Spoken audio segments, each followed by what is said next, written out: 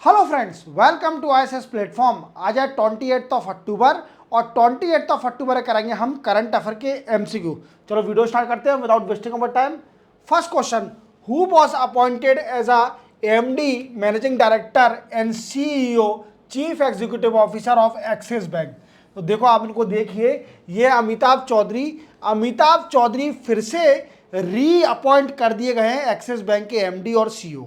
अब ये कितने साल के लिए करें, तो फिर से इनको 3 ईयर का टेन्योर है। इनको 3 ईयर का टेन्योर के साथ इनको रीअपॉइंट कर दिया है अमिताभ चौधरी जी को। एक्सिस बैंक के ये एमडी और सीईओ हैं।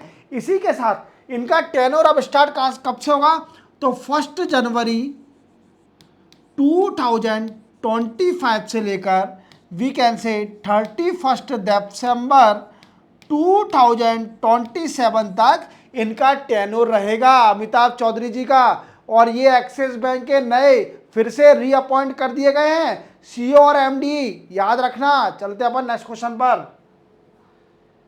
Recently Election commission of India has sign an agreement with which country for electoral cooperation. देखो आप देख पा रहे होंगे, ये हमारे राजीव कुमार और ये इलेक्शन कमीशन ऑफ इंडिया के चीफ इलेक्शन कमीशन है। कौन है? Election commissioner, chief election commissioner Rajiv Kumar ji. अब ये क्या है, ये विजिट गए थे कहां पर? उज्बेकिस्तान में। उज्बेकिस्तान में है जी अभी। और कहां पर? तस्कन। क्लियर? ये उज्बेकिस्तान में। अब ये क्यों गए हैं, तो ये फॉरेन ऑब्जर्वर, क्या है? फॉरेन ऑब्जर्वर की पोस्ट पर गए हैं। और ये इन्होंने क्या किया है कि उज्बेकिस्तान कंट्री के साथ कोलैबोरेशन कर लिया है। Means election commission of India हमारा और उज्बेकिस्तान का इलेक्शन मैनेजमेंट ने कोलैबोरेशन कर लिया है। अब ये क्या करेंगे, तो ये इलेक्ट्रल कोऑपरेशन करेंगे। और जैसे कि आप जानते हो कि हमारा जो इलेक्शन कमीशन ऑफ इंडिया है वो one of the finest election commission of world. और ये election commission of India free and fair election के लिए जाना जाता है। किसके लिए जाना जाता है? फ्री एंड फेयर इलेक्शन के लिए जाना जाता है। और इसका नाम बड़ा चलता है हमारे इलेक्शन कमीशन का कि ये बॉडी इतनी दमदार बॉडी है कि इतनी बड़ी country, India is the second largest population country, इसमें इलेक्शन कमीशन इलेक्शन करा देती है। तो देखिए कई सारी कंट्रियां कोलैबोरेट करने की चाहती हैं, तो अभी उज्बेकिस्तान कंट्री ने इलेक्शन कमीशन ऑफ इंडिया के साथ कोलैबोरेशन किया है। और ये देन आफ्टर कोलैबोरेशन करने के साथ इलेक्टोरल कोऑपरेशन करेंगे। क्या करेंगे? इलेक्टोरल कोऑपरेशन करेंगे। इवन उज्बेकिस्तान को ये बताएगी हमारी इलेक्शन कमीशन ऑफ इंडिया कि कैसे इलेक्शन कराया जाता है। क्या कराया जाता है? कैसे इलेक्शन कराया जाता है, ये बताएगी हमारी इलेक्शन ऑफ इंडिया उज्बेकिस्तान को। क्लियर? चलते अपन नेक्स्ट क्वेश्चन पर।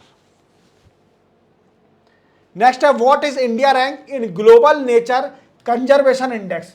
देखो ये क्वेश्चन है, ये क्वेश्चन बड़ा ही इंपॉर्टेंट है क्योंकि इंडिया की रैंक, कई सारे इंडेक्स इतने इंपॉर्टेंट होते हैं, ये भी इंडेक्स एक बड़ा ही इंपॉर्टेंट है और इसमें बताना है कि इंडिया की रैंक कितनी आई है।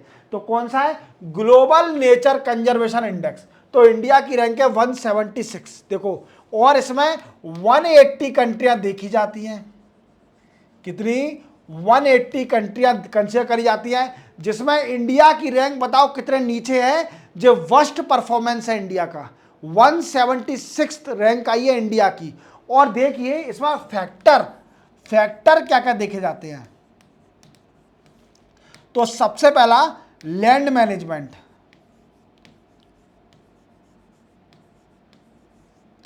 क्या है? Land management.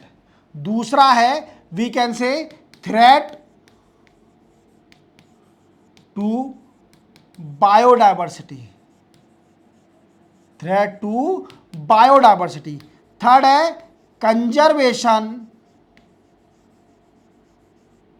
Conservation and governance. We can say conservation नहीं है ये है कैपेसिटी एंड गवर्नेंस। सॉरी, मुझसे प्रॉब्लम हो गई। Capacity and governance. Then after future trend,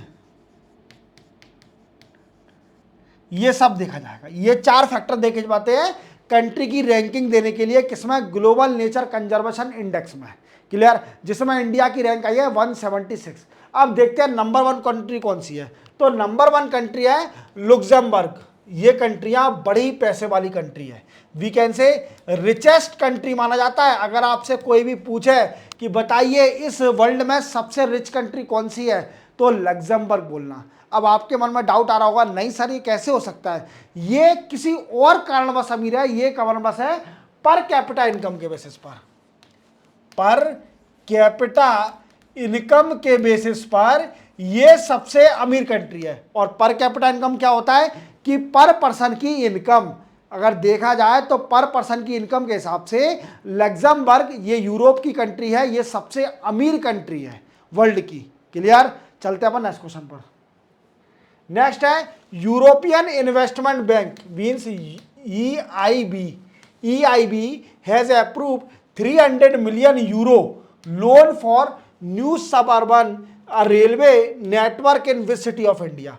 देखो इस सिटी का नाम सुन के आप चौंक जाओगे, क्योंकि मैं भी इस सिटी में गया था और जाने के साथ मैंने कसम खा लिया कि मैं अब इस सिटी में नहीं जाऊंगा कभी लाइफ में, क्योंकि इस सिटी में इतना भी ट्रैफिक है कि आप 1 किलोमीटर जाने के लिए पहले तो आपको 100 रुपये देने पड़ेंगे ऑटो वाले को, और इसी के साथ आपको आधा घंटा लग जाएगा 1 किलोमीटर जाने का।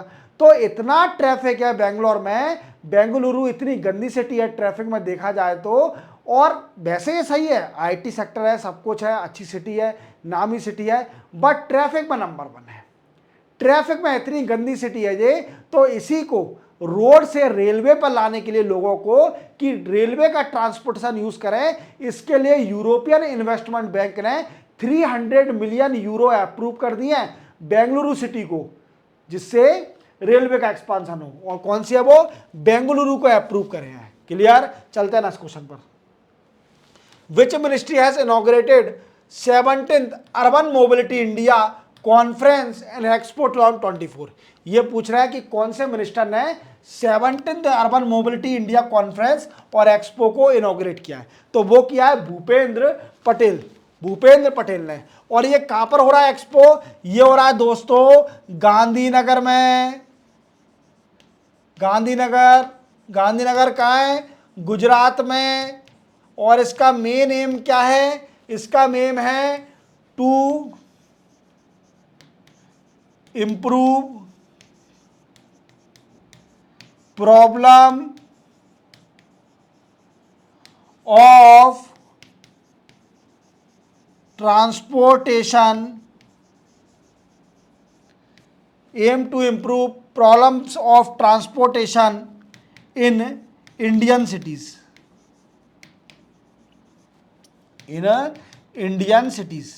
क्लियर, ये इसका मेन एम है। क्लियर, कॉन्फ्रेंस का ये गांधीनगर में हुई थी और इसको इनॉग्रेट किसने किया, भूपेंद्र पटेल जी ने। क्लियर, चलते अपन नेक्स्ट क्वेश्चन पर, सिंपल था। Next, government of India has increase the loan amount to how much अंडर प्रधानमंत्री मुद्रा योजना। देखो सबसे पहले अपन समझ लेते हैं प्रधानमंत्री मुद्रा योजना क्या है। प्रधानमंत्री मुद्रा योजना गवर्नमेंट ने 2015 में निकाली थी। क्लियर, ये स्कीम। अब इस स्कीम का मेन मोटिव था जो छोटे छोटे MSME है, वी कैन से जो MSME है उनको लोन दिया जाएगा। इस बैंक के जरिए, मुद्रा बैंक के जरिए लोन दिया जाएगा। अब लोन को भी 3 पार्ट में इसमें डिवाइड कर दिया था। तो पहला था शिशु लोन, जो कि 50,000 तक आपको लोन मिलेगा, 50,000 तक लोन। देन आफ्टर, इसके बाद किशोर, जो कि 50,000 टू 5 लाख तक था। क्लियर, देन आफ्टर लास्ट था जो सबसे बड़ा था तरुण, और वो था 10 लाख तक का लोन आप ले सकते हैं। अब गवर्नमेंट ने क्या किया है कि तरुण की जो लोन दिया था तरुण नाम से, इसकी लिमिट बढ़ा दी है और इसकी लिमिट कर दी है 20 लाख, 10 लाख से कर दी है 20 लाख। अब जो नए नए एंटरप्रेन्योरशिप है जिन्होंने जो मुद्रा से लोन लेकर रीपे कर दिया है और वो authentic we can say prime customer है मुद्रा के, इवन लोन बराबर दे रहे हैं, तो उनको 20 लाख तक वो लोन ले सकते हैं मुद्रा योजना से। तरुण के जरिए। क्लियर। पहला क्या है, शिशु, जिसमें 50,000 तक आप लोन ले सकते हो। देन आफ्टर किशोर, जिसमें 50,000 से लेकर 5 लाख तक का लोन मिल सकता है। देन आफ्टर तरुण, जो कि 10 लाख था, अब इसकी लिमिट बढ़ा दिया, 10 लाख से 20 लाख कर दिया है। क्लियर। उन कस्टमरों को जो प्राइम कस्टमर है, जो कि इजीली लोन पे कर रहे हैं। क्लियर। क्लियर। चलते हैं नेक्स्ट क्वेश्चन पर। नेक्स्ट है, Airbus has inaugurate it new India and south Asia headquarter and training centre in which city of India. देखो, एयरबस आप जानते हो ये एयरक्राफ्ट बनाने की बहुत बड़ी कंपनी है, और इसने अभी अपना एक साउथ एशिया और इंडियन सेंटर खोला है इंडिया के अंदर। और ये कहां पर खोला है, ये खोला है एनसीआर में। एनसीआर क्या है, नेशनल कैपिटल रीजन में। और ये क्या है, new India and south Asian headquarter, ये खोला है न्यू दिल्ली में।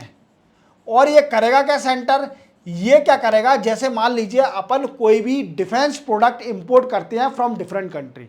अब सबसे बड़ी प्रॉब्लम क्या आती है इसके अंदर, ये प्रॉब्लम आती है कि हम इसकी कैपेबिलिटी, जैसे कोई प्रॉब्लम आ जाती है डिफेंस में, तो हमें ट्रेनिंग के लिए, मेंटेनेंस के लिए बुलाना पड़ता है वहां से आदमी। अब जब एयरबस से अपन कोई भी एयरक्राफ्ट खरीदेंगे, तो उसके जो ट्रेनिंग देने वाले, इवन जो पायलट होते हैं, यहां पर क्या होगा, ट्रेनिंग दी जाएगी पायलट को, टू पायलट। और इसी के साथ जो maintenance and repair of the aircraft, that is also a responsibility of that particular Airbus training centre started in, open in that particular in new Delhi. Clear, NCR. अब दोस्तों, इनको तो आप जानते होंगे, ये हैं राम मोहन नायडू, और ये कौन है, ये है civil aviation minister, civil aviation minister. Clear. Clear हो गया दोस्तों। यही, इसी के साथ 28 अक्टूबर के करंट अफेयर के एमसीक्यू कंप्लीट होते हैं। चैनल को सब्सक्राइब और बेल आइकन प्रेस करना ना भूलना। मिलते हैं हम कल नए करंट अफेयर एमसीक्यू के साथ, तब तक के लिए जय हिंद।